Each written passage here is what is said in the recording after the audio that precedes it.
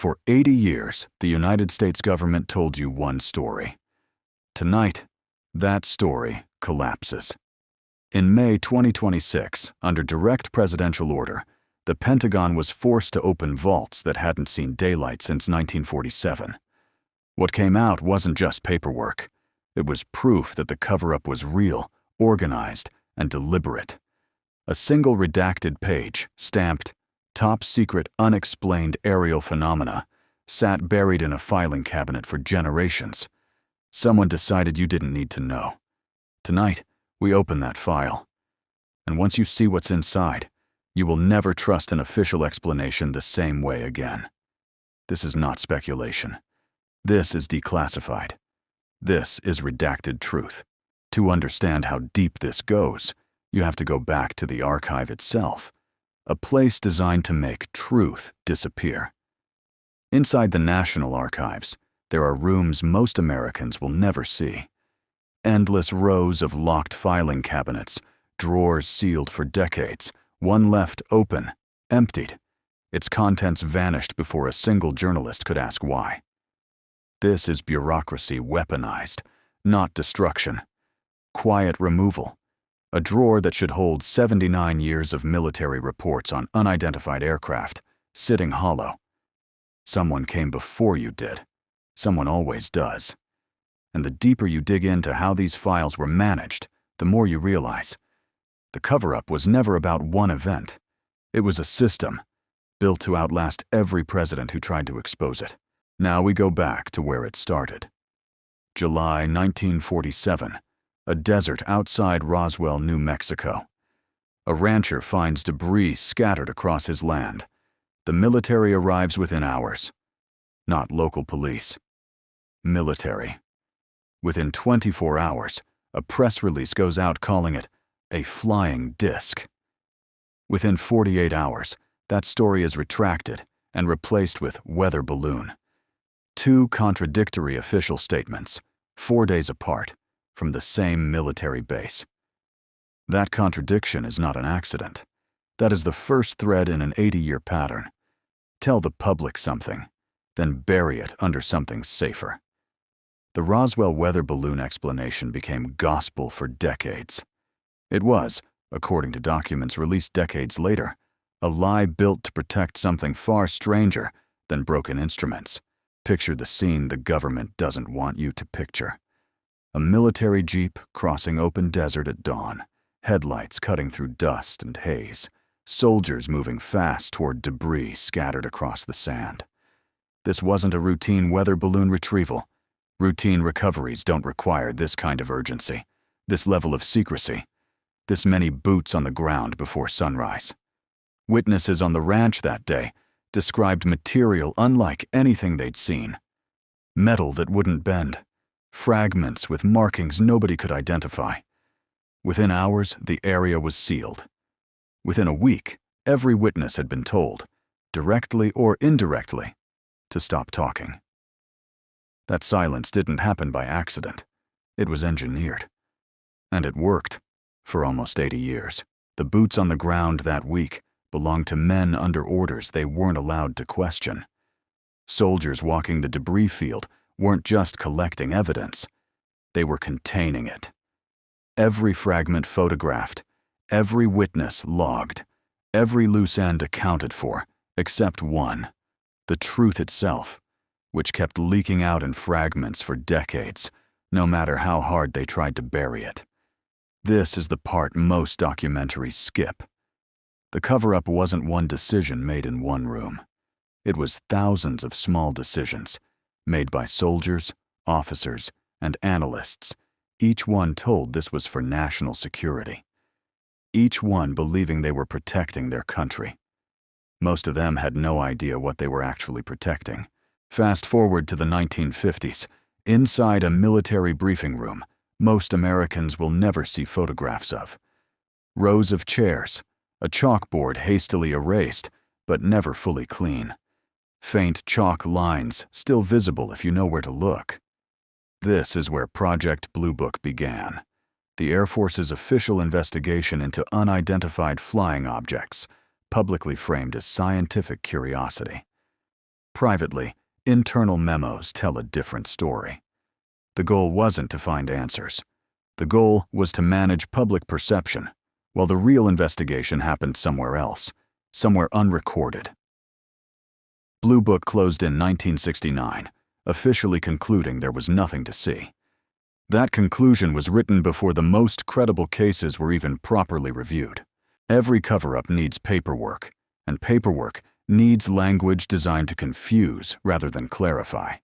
A single typewritten memo, the word confidential, stamped hard across the top.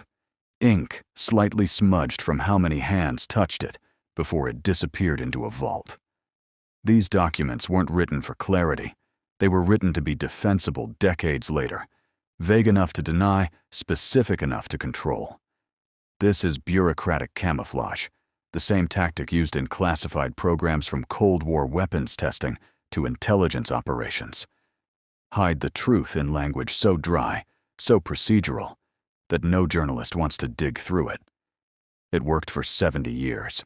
It stopped working in 2022, when Congress finally forced the issue into the open. This is the moment everything changed. A closed-door congressional hearing, silhouettes of officials seated behind a long table, a single spotlight falling on an empty witness chair. In 2023, a former intelligence official testified under oath that the U.S. government had recovered non-human craft and had been concealing this from Congress for decades. Under oath, on the record. Not a blogger, not a conspiracy account. A man with security clearance in front of lawmakers, risking his career and his freedom to say it out loud. That single testimony cracked open 80 years of denial. It forced a question lawmakers could no longer avoid. If there was truly nothing to hide, why was there so much left to hide? That testimony triggered something the government couldn't fully contain: official declassification. A case file folder stamped Declassified opened for the first time in decades, dust rising into the light, like the file itself was exhaling after being sealed shut for half a century. In 2011, the FBI quietly released the Hot Tell Memo, a document referencing recovered flying saucers and bodies, originally written in 1950. For decades, officials dismissed it as a hoax. They never explained why a hoax was classified as secret for 60 years. Once one file cracks open, others follow. Each release peels back another layer of a story the government spent generations trying to keep sealed. Step back into the 1950s television studio, the era when the cover-up went mainstream. An empty news anchor desk under harsh studio lights, static flickering on a background monitor.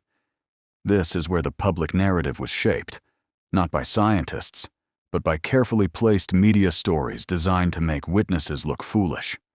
Newspapers ran headlines mocking anyone who reported a sighting.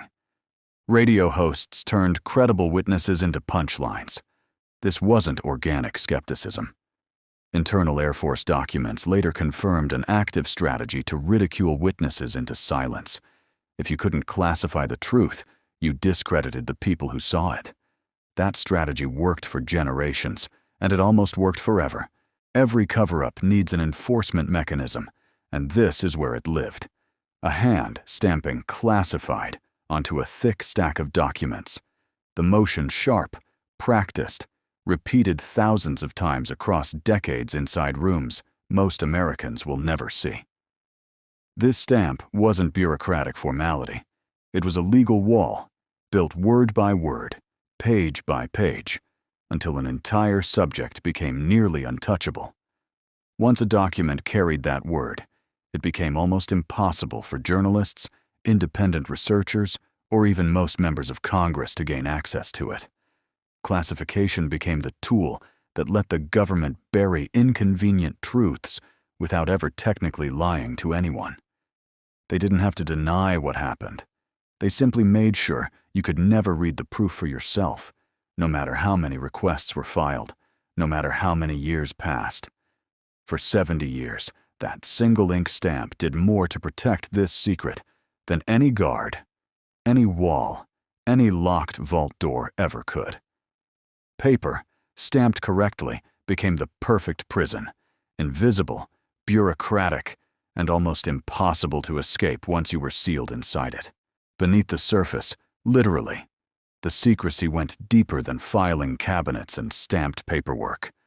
Picture an underground concrete corridor, lights flickering unevenly along the ceiling, a heavy steel door left slightly open at the far end, just enough to make you wonder what's waiting on the other side of it.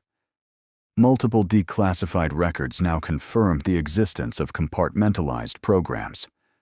Projects so secret that even high-ranking officials holding top security clearance were denied access unless they were specifically cleared for that exact program by name.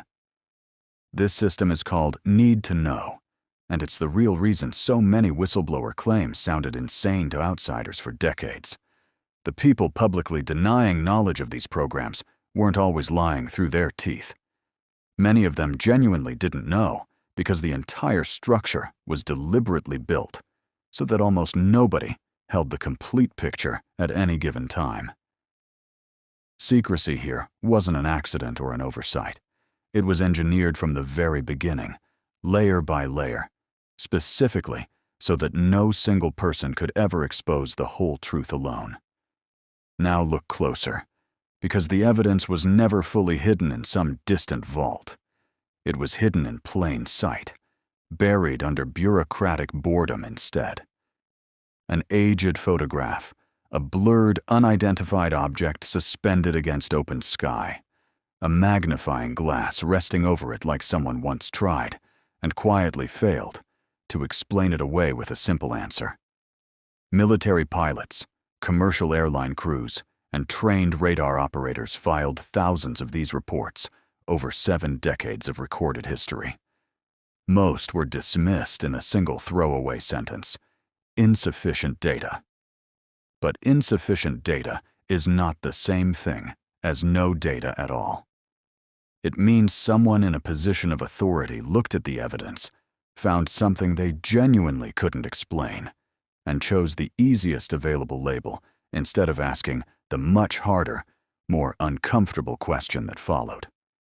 Multiply that single decision by thousands of similar reports, spread across 70 years and multiple branches of government, and you end up with exactly the kind of institutional silence that starts to look less like coincidence and more like deliberate policy.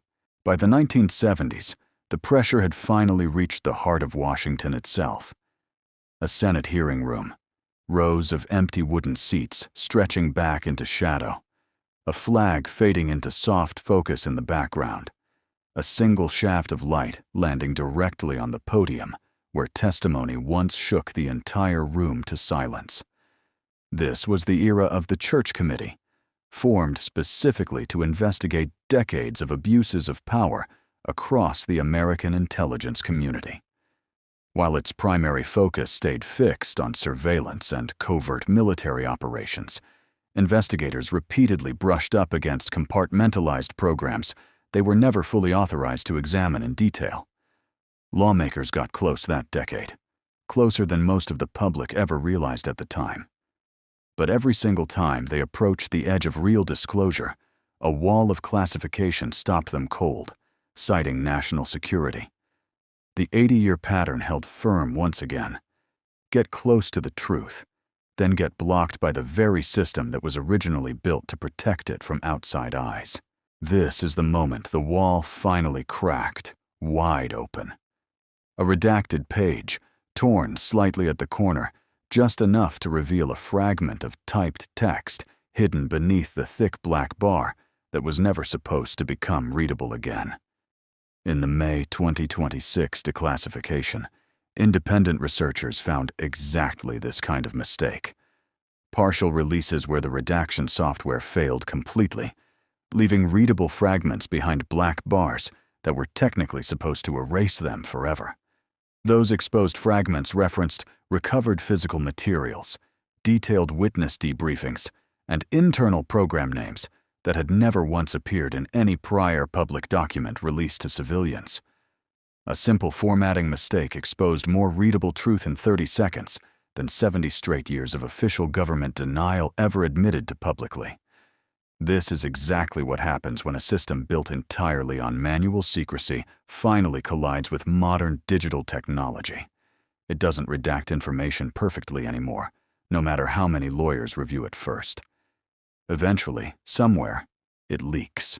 While Washington played defense in front of cameras, the surveillance machinery itself kept running quietly in the background, every single night, without exception.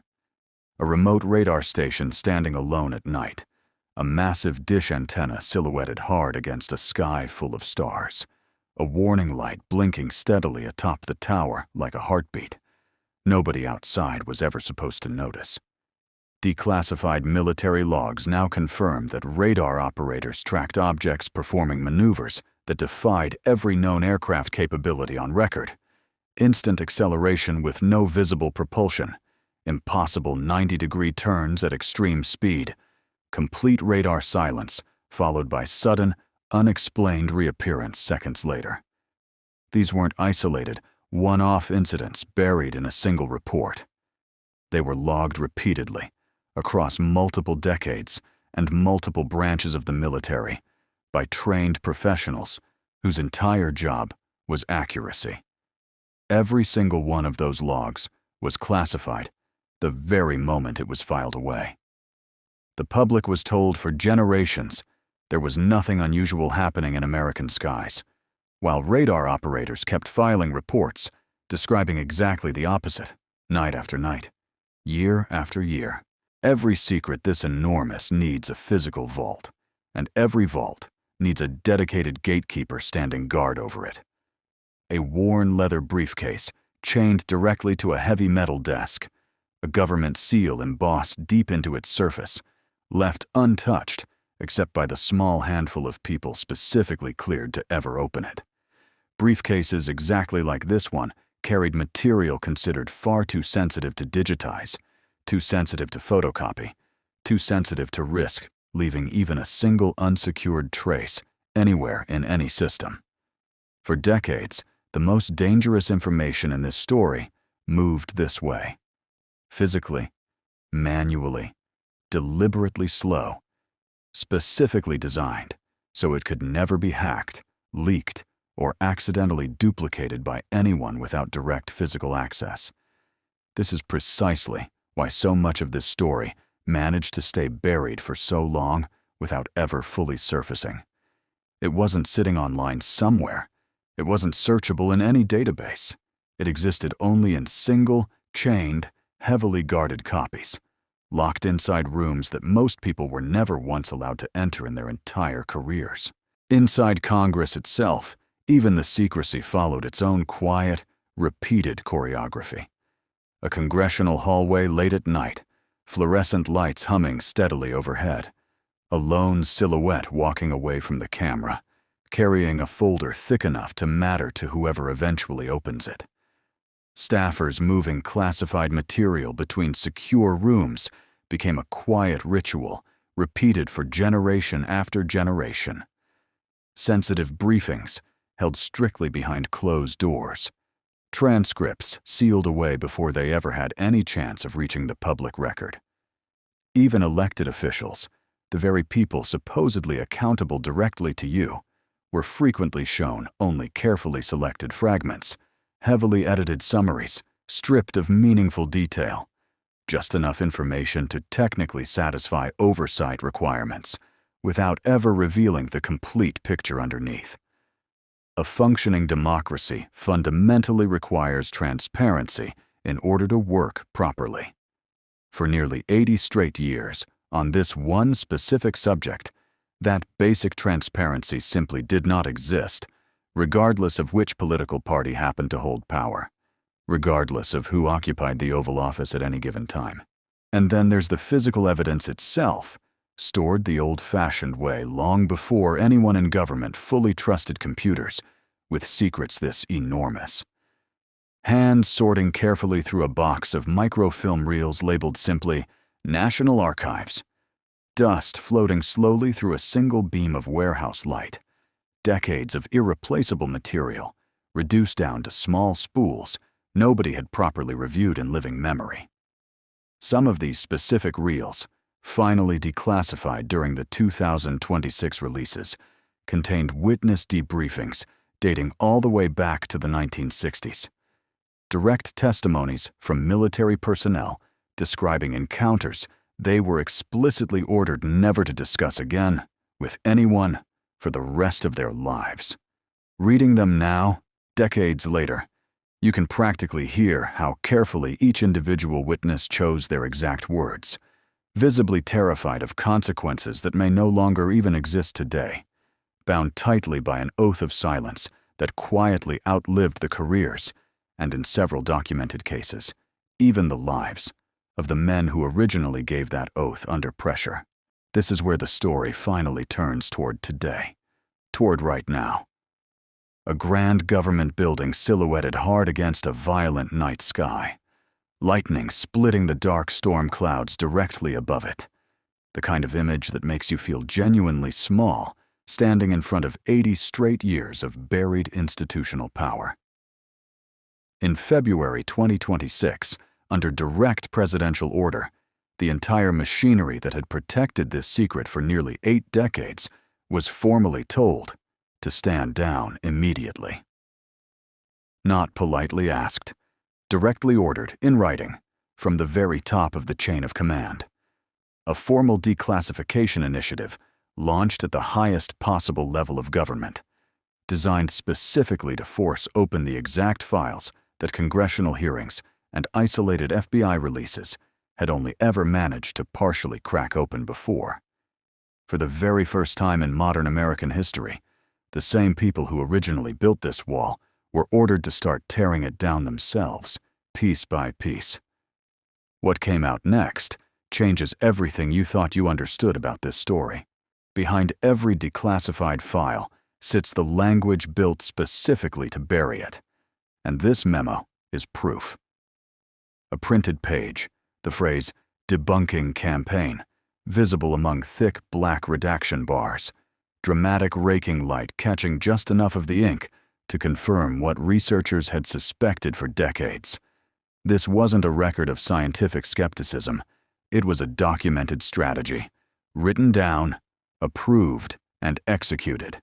A coordinated effort to ridicule credible witnesses until the public stopped taking them seriously.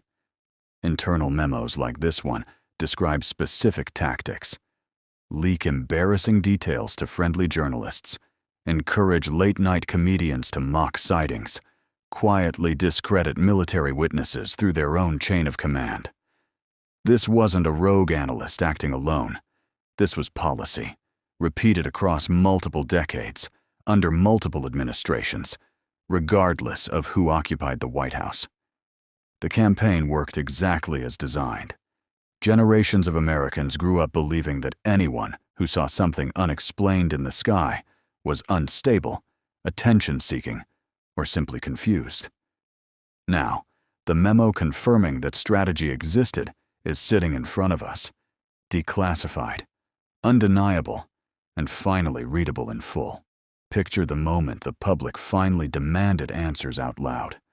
A press conference podium, microphone standing untouched, a chair behind it left empty, cold lighting making the silence feel almost deliberate. Throughout 2024 and 2025, pressure mounted from journalists, lawmakers, and military whistleblowers who had grown tired of being told to wait. Press briefings on this topic became tense, evasive, filled with phrases like, "I can't confirm or deny," repeated so often they became a punchline themselves. Reporters who once avoided the topic for fear of losing credibility started asking direct questions in formal briefing rooms, on the record, with cameras running. Officials who had spent careers deflecting found themselves cornered by a question they could no longer dodge with vague reassurances. This shift mattered.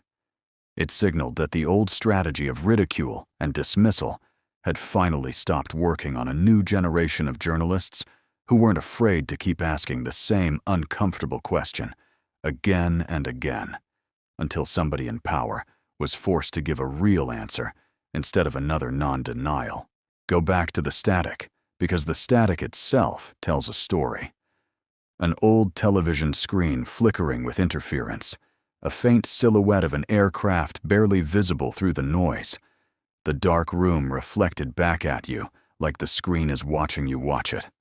For decades, footage like this surfaced occasionally on local news, dismissed within days, forgotten within weeks, filed away in station archives nobody thought to preserve. Some of that forgotten footage resurfaced during the 2026 declassification reviews, matched against military radar logs from the same dates and locations.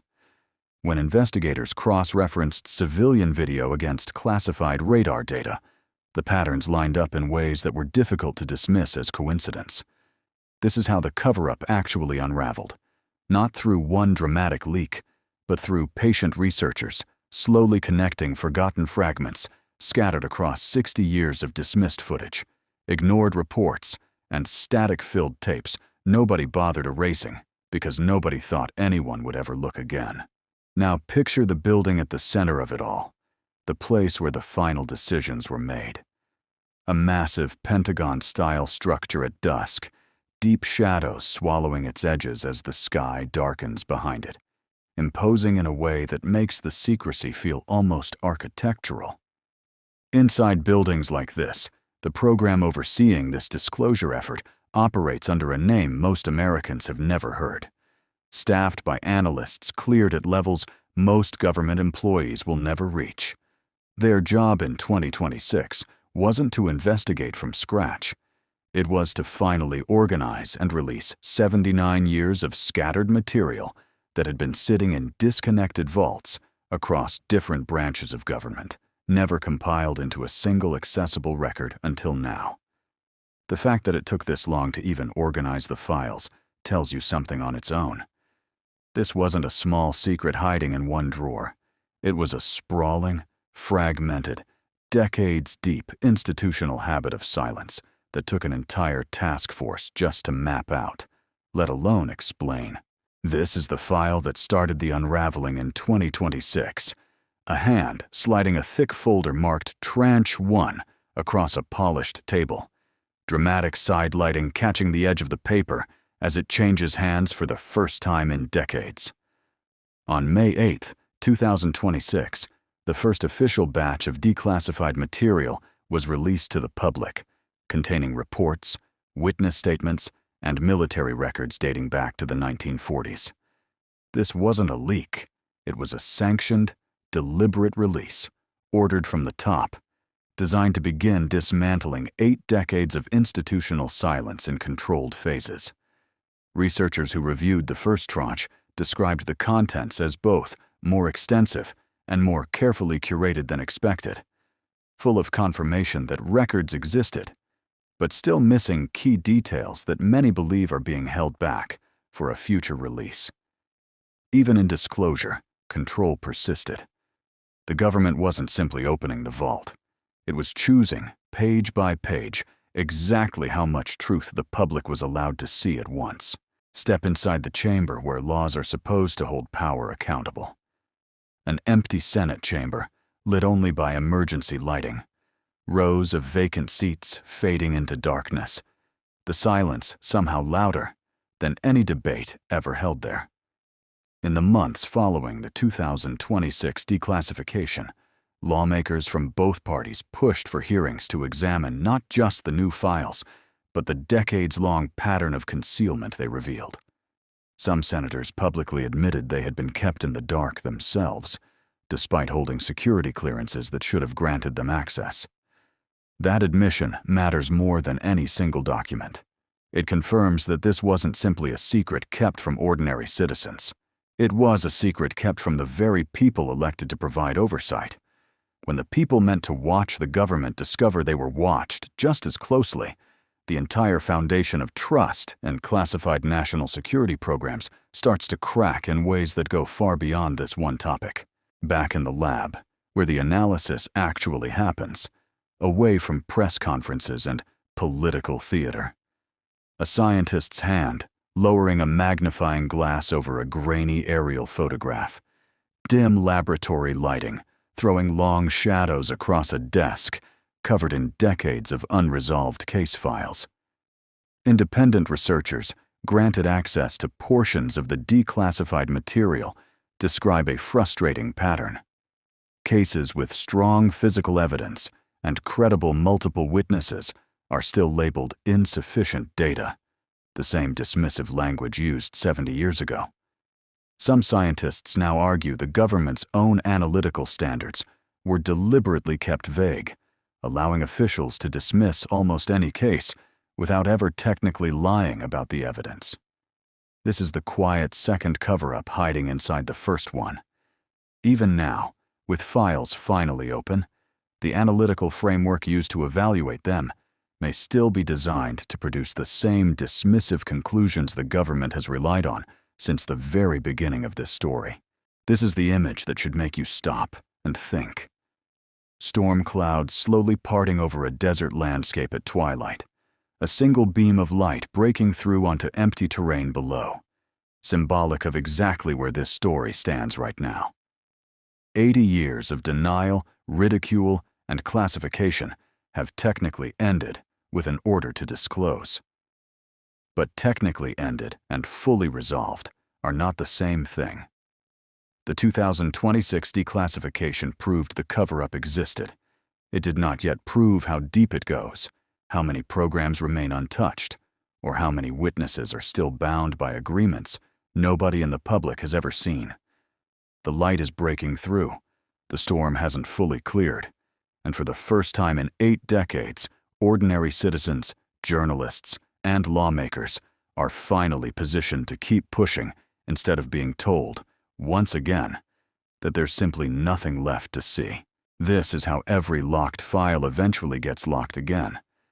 A final redacted document closed and sealed into a metal case, dramatic shadow falling across the cover as it's carried away from the table, where it was briefly, partially, reluctantly opened. Despite the historic nature of the 2026 releases, officials have already confirmed that additional tranches remain under review, with no fixed timeline for when or if they'll be made fully public. Some material, they admit openly, may never be declassified at all, citing ongoing national security concerns that conveniently never seem to expire. This is the pattern repeating in real time, right in front of us. Open one drawer, just enough to relieve the pressure, then quietly close the next one before anyone notices it happened. 80 years of practice has made this government extremely good at looking transparent, while still deciding, behind closed doors, exactly how much of the truth you're allowed to keep. And this is the line that should follow you long after this video ends. A single typed sentence on an otherwise fully blacked out classified page, harsh moonlight spilling through a window directly onto the words, "Further disclosure, pending review." Pending review. By whom? Review. Based on what standard? 80 years after Roswell, after Project Blue Book, after the Hot Hell Memo, after sworn congressional testimony, after the first official tranche of declassified files, the government's final answer is still not yes or no. It's wait. It's soon. It's pending. That single word, sitting at the bottom of a government page in 2026, is the entire history of this cover-up, compressed into 4 letters. Not a lie, not a confession, just enough truth to keep you watching, and just enough silence to keep the rest hidden for as long as they can possibly manage it. The file isn't closed. It's just waiting for the next drawer to open